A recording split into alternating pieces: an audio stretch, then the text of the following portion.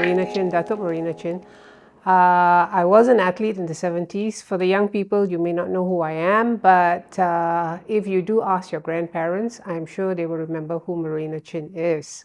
I used to run a lot, and I was honored with the National Sportswoman of the Year for 2 years running in 1976 and 1977.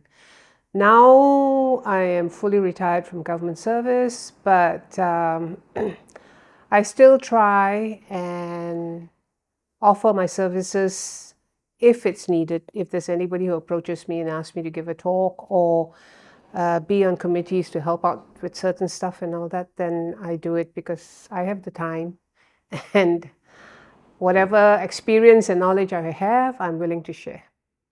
Okay, I was born in Butterworth on the mainland of Penang Island, the mainland, Butterworth, and until the age of 3, I was in Penang, and then my father joined the Malaysian Railways, so we moved to Sentul. And I grew up in Sentul right till the age of 17. Then my parents bought a place on the other side of this highway in Klanajaya in SS5, and I moved there till I got married, and then my husband and I bought this place, and I've lived here ever since, except for a brief period of about 7 years where I lived in Bukit Jalil because I was serving as principal of the Bukit Jalil Sports School. Okay, I started running actually in the schools. The schools, it is actually mandatory to run the school sports, and before you do your school sports, you have the cross country, and then you have the standard sports. So it was during standard sports where my teachers discovered that I was a little bit faster than the other girls. And so when I was 15, we ran in the school sports. Actually, it was when I was 14. We were preparing for the school sports, and then unfortunately May 13 happened. So that was that. No school sports, no nothing. But when we came back in 1970, we had the school sports, and I ran in my school sports, and I won school sports, obviously, the 100 to 200 meters. And then in 1971, we had a teacher who had just come back from STTI. So she was exposed to this inter-schools and things like that. And she decided to try and involve our school, Convent Sentul, in this inter-school competitions and things like that. And there was two teachers there, Miss Navam and Mrs. Rodriguez, who was very into sports, and they were both my greenhouse teachers, so very encouraging. So I started taking part, and I became, of course, at that time, KL Selangor was broken up into 2 zones, North Zone and South Zone. South Zone is PJ and all, and we were in Sentul, so we were in the North Zone. So I competed, one at North Zone level, one at state level, and went on to the national schools level. And then I won my 200 meters, second in the 100 meters, and I was selected for the 4x1 for the SEA Games team that year. But while I was training with the national team for the SEA Games, unknowingly I was switched to the 400. What happened was one day, my coach just came and says, okay, today there's a trial for 400 meters and you're running it. I said, I've never run a 400 meters in my life. He says, well, you're going to run your first one today. And I did, and from then on I was, called a sprinter. But those days you do things like you do the 100, the 200, and the 400, and then you do the 4x1 and the 4x4. So at SEA Games you run 5 events, that kind of a situation. And then down to 1975, they introduced 400-meter hurdles for women. So that's when I was encouraged to try and do the 400-meter hurdles. And so it was like, because I was the only woman doing it in Malaysia, it was like every time I ran, I broke a national record. Yes, but that also encouraged me to try, because I found that hurdles came quite easy to me. So I found that, I tried the 200 hurdles as well and the 100-meter hurdles. And so in 1977, at the SEA Games in Malaysia, the first SEA Games, previously it was the SEAP Games, the first SEA Games in Malaysia, I won the 100-meter hurdles in record time, the 200-meter hurdles in record time. And the 400-meter hurdles, I fell and got up and finished the race and got second place. But I think my poor friend Jessica's win in the 400 meters was really overshadowed by my falling. Everybody was paying more attention to me falling and getting up and finishing the race than focusing on Jessica, who won the gold medal. But that was how I started. And then so from then on until 1979, I've been running hurdles internationally and 4x4. We had a very, very strong 4x400 girls team at that time with Angama, with Oikam, with Zaitun, and myself, and sometimes Mumtaz. So that's how I progressed in track and field. And until 1980, I left for the States. I was fortunate enough to receive a federal scholarship for education. And while I was in the States, I ran for the university. Unfortunately, I wasn't good enough at Ohio State University to be one of the main runners, so I always ran relays. Occasionally I'd get a chance to be the backup for an individual event, but most of the time I ran relays. But it was a good experience. Right until 81, the last competition I ran in was in the Asian track and field in Japan, where the 4x400 girls got the gold medal. But I have to be very honest. What happened was we were lying in third position or fourth position actually, and then India or China tripped each other and they fell, and Japan was slightly behind them, sort of like, because they fell in front of her. She saw, oh, hold on. And my friend Oikam, who was fairly close to the Japanese girl, saw the thing from afar and said, okay. She bypassed the Japanese girl and carried on. But actually at that time, I think the Chinese girl got up and finished the race ahead of us. But I think because China tripped India, they were disqualified. So Malaysia got the gold medal. Yes, fair enough. It's a legitimate win. And we did create a new national record during that run. Okay, it was actually quite accidental because I think, like I said, it all started with the school programs, because in school you didn't have a choice. You'd have to do your standard sports. You have to come for house practice and things like that. And I used to love to run. So, I used to run. And then because I was good in school, and actually in 1971, my first ever SEAP Games, when I represented Malaysia, I won a gold in the 4x400 as well.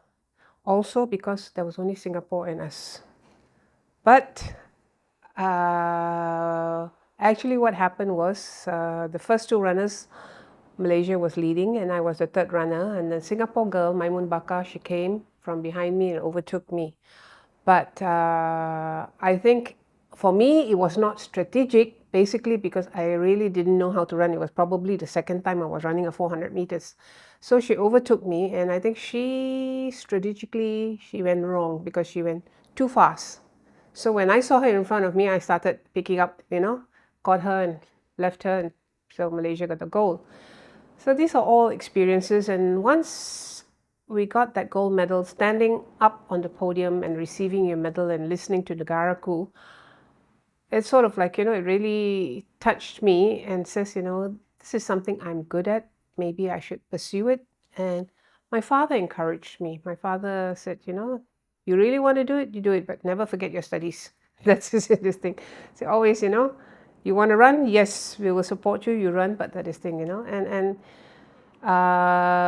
we were not a well-to-do family. My father was a clerk with the Malayan Railways, and my mother was a housewife and we had my father's bachelor friends coming home to eat You know, they pay that, I think it was $45 or $30 or something like that to help out, but they had food in my house.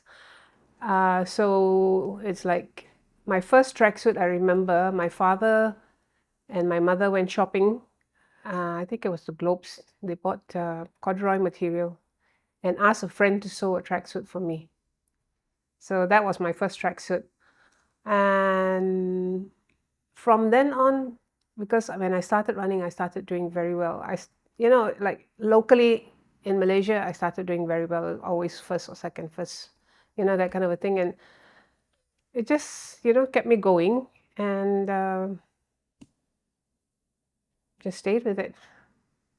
Okay, when I was first appointed to Bukit Jalil, I was actually a bit anxious because um, I had only been principal of a school for 4.5 months. That's all the experience I had. So when I went to Bukit Jalil, I was sort of like, you know, discussing with my friends and things like that. And they were saying, you know, some were saying, you know, why do you want to go there? There's going to be so much work there. You're already principal of a school in PJ. You know, if you go to Bukit Jalil, it's a 24-hour job, but you don't get extra pay for it and things like that. But another friend told me, said, you know, says, look, you have been given the opportunity to give back something to the new generation. And at that time, the academic results of the school were not that good. And not only the academic results, but discipline-wise, it's also sort of like, you know, there were a little bit problems here and there. So when I was asked to go to the school, I said okay. And my boss at that time, who was the director of the sports section in this thing, told me, he says, Marina, if you do one thing in that school, try and improve the academic standard.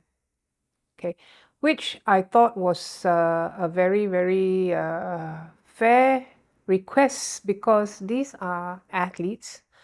But apart from being athletes, when they finish with their sports career, they have a life to live. And if they do not have the academic credentials, they will be at a disadvantage. I mean, I look at myself. Of course, I was very lucky. I had the opportunity to go to the States, get my degree, and come back and things like that. But if I compare myself to people of my batch, the same age group of my batch in education, I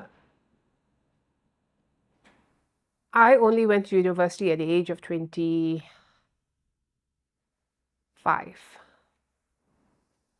So many of my friends who are the same age as me were already, you know, higher up in the listing and all these kind of things. So I've lost out a few years, I would say, but I have no regrets because I enjoyed what I did and this thing. And now I still had the chance to give back. So when I went to the school, it's like, you know, I went and said, okay, this is what I want to do. My main target was to improve discipline and to improve the academic standards. So we came up with a lot of programs to improve the academic standards. And after about a month, the rumor went out from the school that a tiger had gone into the school. Because I was very, very strict at first, strict with my teachers, strict with my students, because it seems like, you know, before I went to the school, everybody was like, you know, I'd walk around the school at 9:30, which is starting time for the classes. You know, I'd find classes without teachers, classes without students. When I asked the teachers, the students are not in class. When I asked the students, Cikgu tak ada mari. So it's like, you know, a chicken and egg story. So I said, no, something's got to be done. So of course, I had lots of meetings with my teachers and my students already know. If you meet any of the ex-Bukit Jalil students, they will tell you every time it's assembly, she never forgets to talk about balance between education and sports. So we tried a lot of things to help the children cope with their lessons, in the sense that I asked the teachers to make modules so that they could take it with them when they travel overseas. Because, you know, a lot of my students spend half their life in China and everywhere else in the world. So that's what we had to do. And then, we had to have programs like teacher on call. So when they come back, they could have arranged for one-to-one sessions with their teachers, things like that. And then where discipline was concerned, I spoke to the National Sports Council because they are very heavily invested in my school. So I told them, I says, look, I'm going to form or implement a merit-demerit system. And if a child hits 20 points, he will be banned from one competition. So at that time, the DG of MSN was Datuk Sri Zulkifli Umbong. He agreed with me. He said, okay. So there were a few kids who missed out on Sukma competition, and that really hurt because they could have got the gold medal and they could have got money for it.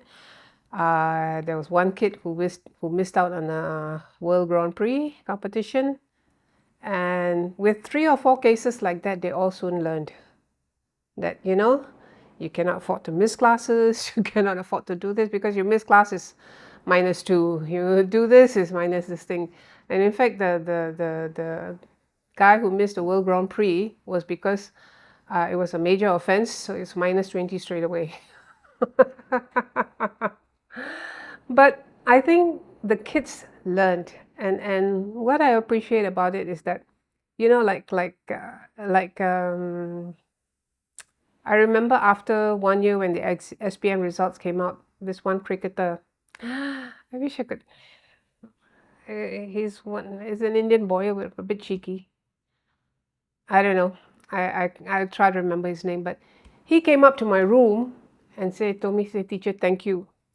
I said, why? Why are you thanking me? Because I used to teach him English for Science and Technology, EST. So he said, for pulling my ears and scolding me all the time and reminding me to study.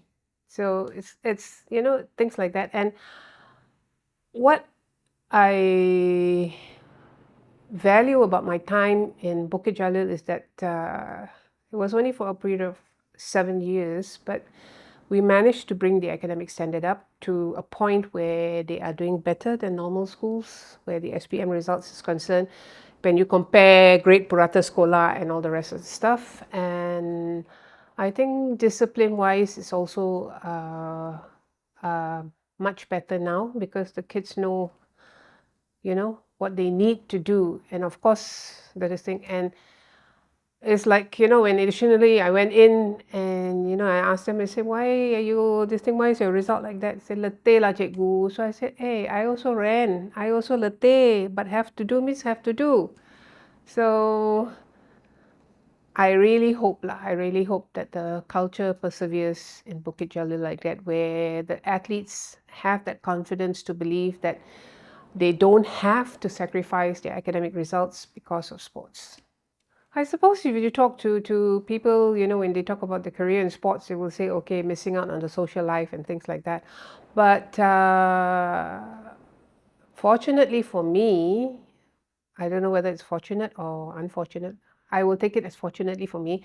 My parents are pretty strict in my upbringing. It's not like, I could simply go out. If I go out with friends, they have to know who the friends are and things like that. And there was just a small group of friends that they felt very free to say, okay, oh, I'm going out with William Leong and company. They say, okay, go. That kind of a situation.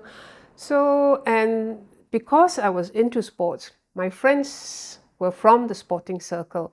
So it's like, it's just when we were training, we're all training. When when we're free, we're free. Then, we even had opportunity to even go on small trips to Cameron Highlands and things as a group, But I didn't feel that I really missed out on anything. Where my career was concerned, it's like, I never wanted to be a HM, so I was never very ambitious where my career was concerned. I was quite happy to go on teaching and retire as a teacher. But unfortunately, that didn't happen. Suddenly, I got a letter to say that I have been appointed HM of Sultan Abdul Samad PJ. That was, now when I reflect about it, it was funny, but it wasn't funny at that time. It's just when I got that letter, I opened up, because I had gone for Selangor School Sports. We were the competitions committee, so I was there for the whole week. So I didn't see the letter when I came back. I opened up the letter together with my HM and this thing. And at that time in SMK Klanajaya, where I was the PK Kanan for co-curriculum, we had a very cohesive group of administrators, and we worked very well together. And suddenly I got this letter, it's like everybody started crying, you know. So, but it's like, then I called up and I says, can I reject this? Then they asked me, says, why do you want to reject this? I says, no, this, no, this, you have to move on. If not, you won't get this opportunity again for a very, very long time. So I came back and talked to my husband and things like that. My husband says, try something new. So I went to Sultan Abdul Samad, and in 4.5 months, they called me and says, would you consider going to Bukit Jalil? I said, huh? Going to Bukit Jalil? Because I was really actually a bit worried, basically because I know in Bukit Jalil, first and foremost, it's a hostel school, so you have to stay in. And it's more or less like a 24-hour job, although you have people to help you and things like that. But I did have one occasion, luckily it was only one occasion, where 2 o'clock in the morning, one of my students called me up and said, teacher, I'm having a high fever. So I said, where's your warden? He says, I don't know. The next day I found out that another student had high fever, so the warden had taken the other student out, and this person was the second person. He didn't know who else to call, so he called me. I said, okay, never mind. I said, I'll get dressed, I'll come to your hostel doormat and I'll pick you up and we go to the clinic. So yeah, I took the child to the clinic. And then, it's in a school like Bukit Jalil, the bus breaks down, it's your problem. The toilets don't work, it's your problem. Everything and anything that happens in the school is your problem. So, but like I said, this friend of mine told me, he says, look, he said, you've been given the opportunity, you can try and do something for the kids in that school. So I thought about it. I say, yeah, sports has been good to me. The country has been very good to me. I one of those lucky ones who got a federal scholarship. And I feel that, maybe if I can give back in some way, why not? So I did. I went to the school. And I was very happy because at that time, I was going through the period where they were changing our retirement ages. So I was one of those people who was supposed to retire at 55. And then before I reached the age of 55, they were talking about 56. So I had just gone to the school at the age of 52. So, the school was slowly seeing changes. I said, okay, I'll stay one more year and see the changes through, then I'll retire. Then when I came to 55, my boss spoke to me. They says, the school is going well. Just stay on for 2 more years. So I said, okay, I'll stay on for 2 more years. Went to 58. By the time I was reaching 58, my boss says, don't retire now.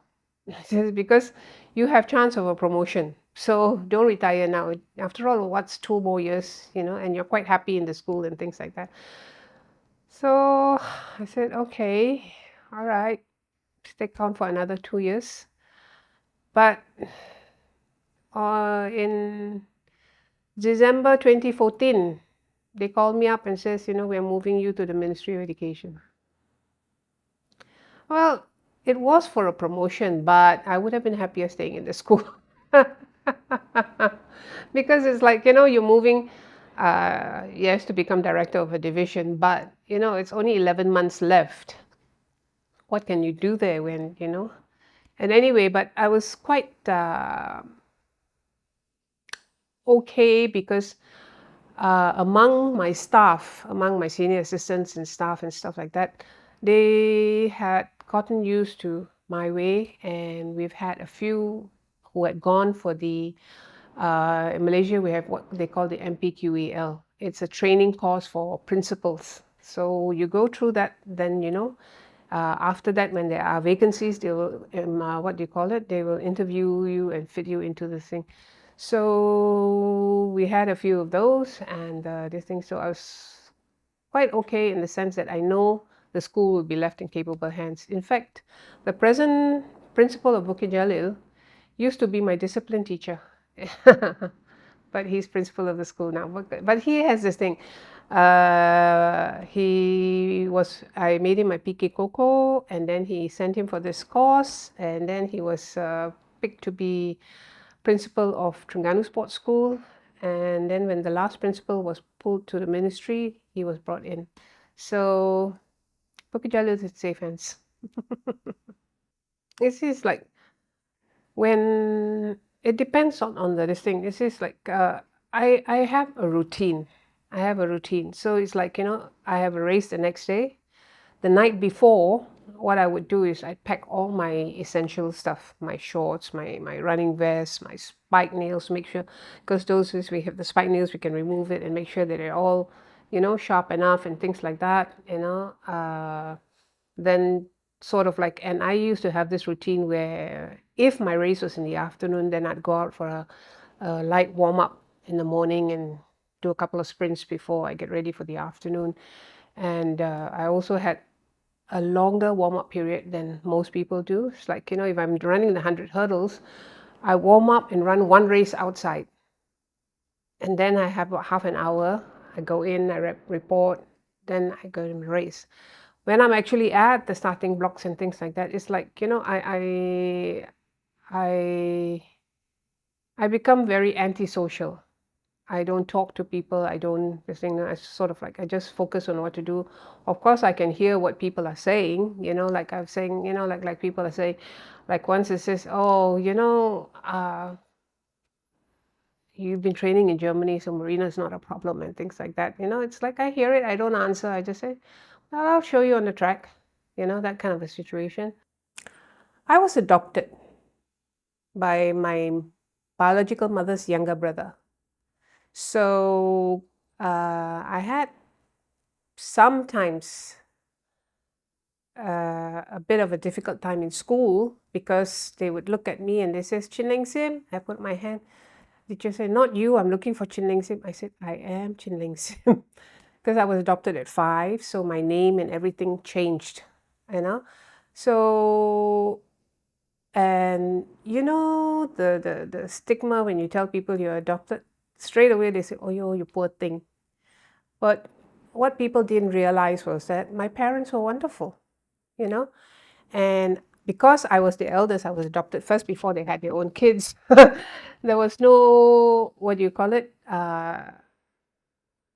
There was no difference in treatment, in the sense that right until right until my mother passed away, there was never any difference in treatment. So it's like and we were brought up. I think my brother and my sister, they quarrel more than among them, the two of them, rather than with me. And every time I was actually the mediator trying to solve their problems with them. But it was okay. Nothing really spectacular about my childhood, but my father was very motivating. He supported me, but he was also strict in my what do you call it? Social life, you know. And I was one of those who stayed home until I got married. But other than that, my siblings and I, right until now, we still get along with each other, and I'm still regarded like the head honcho because every time, they always come to me and things like that. Until today, I have a great relationship with my family. My family in Australia and my family here is like, it's just like, actually in mid-February, my 3 sisters, I've got 3 brothers and 3 sisters in Australia. Okay. My eldest, the boy immediately after me, has passed on because he was diabetic and he never took care of himself. Eddie passed on. So then my 3 sisters and 1 brother.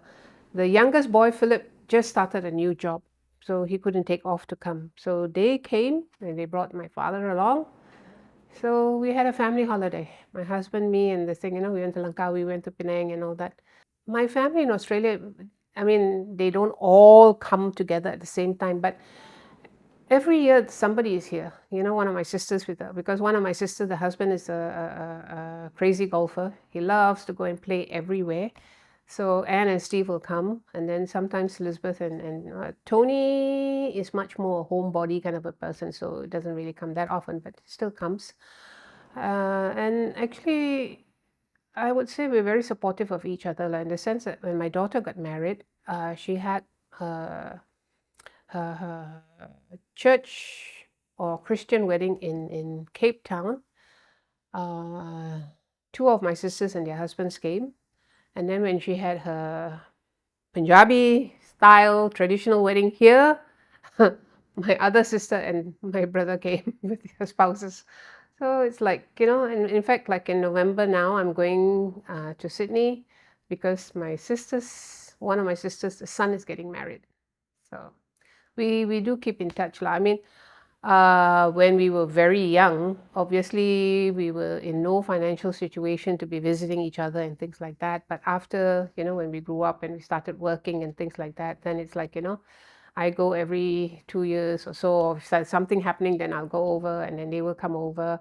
Here, I'm with my brother and my sister all the time. So obviously, every time whether it's my father's birthday, my mother's birthday, Chinese New Year, whatever festival or whatever celebration we have and things like that, we're all together. So I always consider myself very lucky because I have such a big family. When I was an athlete, it's like, like I tried to impart this to the current athletes also. It's like, um, you have officials and coaches and managers who try and tell you,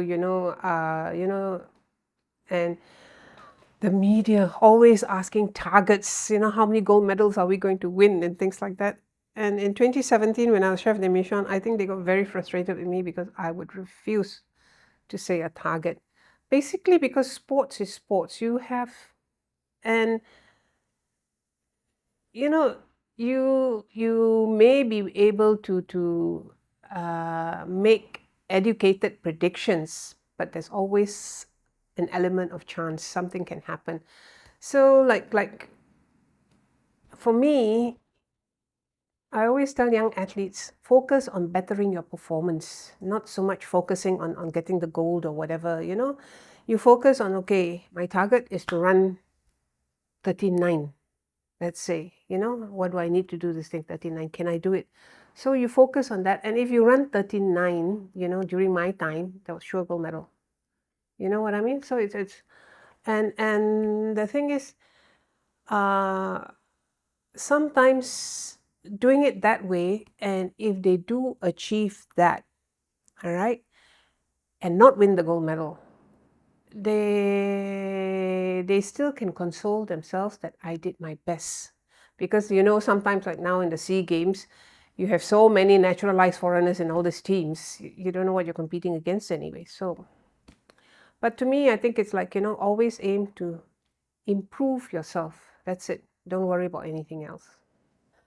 Okay, for young athletes who want to start in sports, my advice is don't compare yourself to other people. When you start, you do your pre-test, you know what your strength is, you know what your speed is, you know whatever skill level you're at and things like that. And work on improving the areas that you're weak at or improving yourself overall and not worry about what other people are doing. So once you improve yourself and things like that and you take part in competition, you can see how you are doing. But if you're going to worry about, about this person and that person, then you're not going to be focused on what you're supposed to do. Okay, my normal day starts with this thing. Well, my husband and I, we get up at about 7 in the morning, but sometimes we like to laze a little bit. So 7:30 or so, we come down, and the minute I come down, I have to have my coffee. So I have my coffee, and then I watch a bit of drama on the internet. And then I start thinking about what to cook for the day because my husband likes to come home for lunch. Sometimes we do buy lunch from outside, but most of the time I cook at home. So I'll check. If I don't have the stuff, then I have to go out and buy it. And then we cook.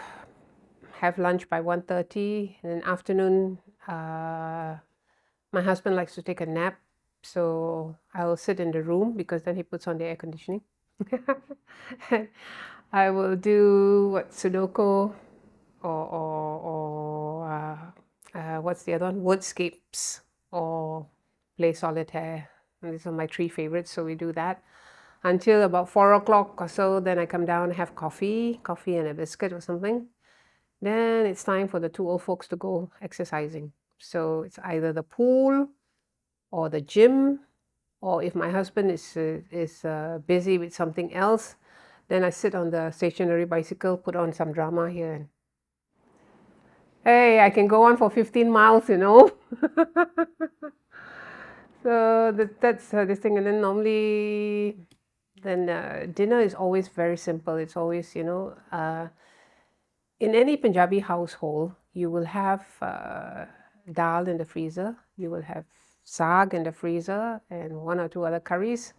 So then my maid will make the roti and says, okay, what is it today? Today is saag, today is this thing. So it's just one side dish and the roti, and that's it.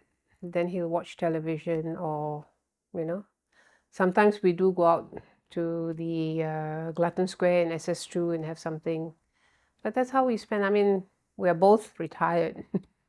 So we do sometimes, maybe Saturday night, maybe Friday night, we do go to the club, because there are singers there. So listen to some music, have some food there, and they come back. But basically, this thing, and then once in a while, to just take a break. Okay, let's go to Penang. Now my husband is talking about Tioman. So I'm talking to him. I said, with this unpredictable weather, I don't think it's really a good idea to go to Tioman right now. Okay. Actually, I was coaching. Even after I got married, I was coaching. Even when I was pregnant, I was coaching until 1987. 1987, on my birthday, in October, my husband had a heart attack.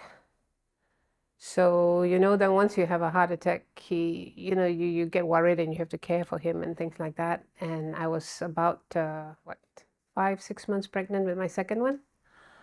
And then after that, I had Ashwin in February. And because of my husband, this thing and all that, I had to take a break from coaching. And I didn't go back to coaching for a while until I went back to school, because I was working in the ministry at that time. So I didn't go back to coaching until this thing. But I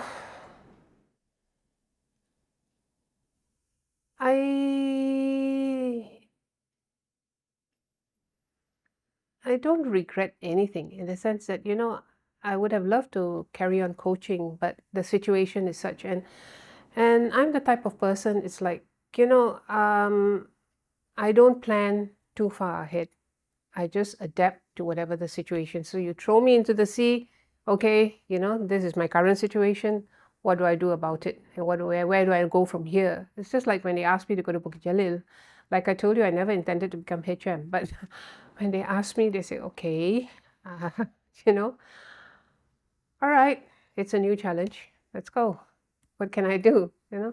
So with my kids too, it's like, and they didn't really hamper me, because I was very, very lucky. My parents here were fairly young. My father is only 20 years older than me. So they were fairly young. So my parents would look after, at first it was my daughter during the day, and then I bring her home at night. And then when they grew up a bit more, and they were in school themselves, fine, I was working. They were with me at night, and then when I have to travel, to another state for work and things like that, as long as the hotel had a swimming pool, that was fine.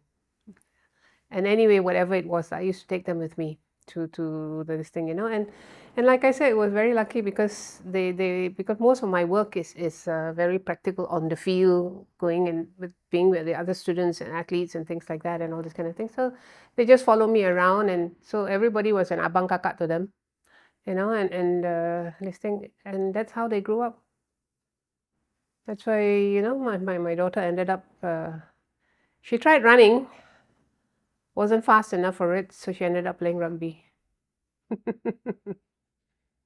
She, how did she do in that? She represented the country once at the Incheon Asian Games. Then, but she was already in her, I think 2014, she was already 29. Then she met her husband and then got married in South Africa. So obviously, she's not going to be good enough to play for South Africa. Physically, yes. Mentally, no.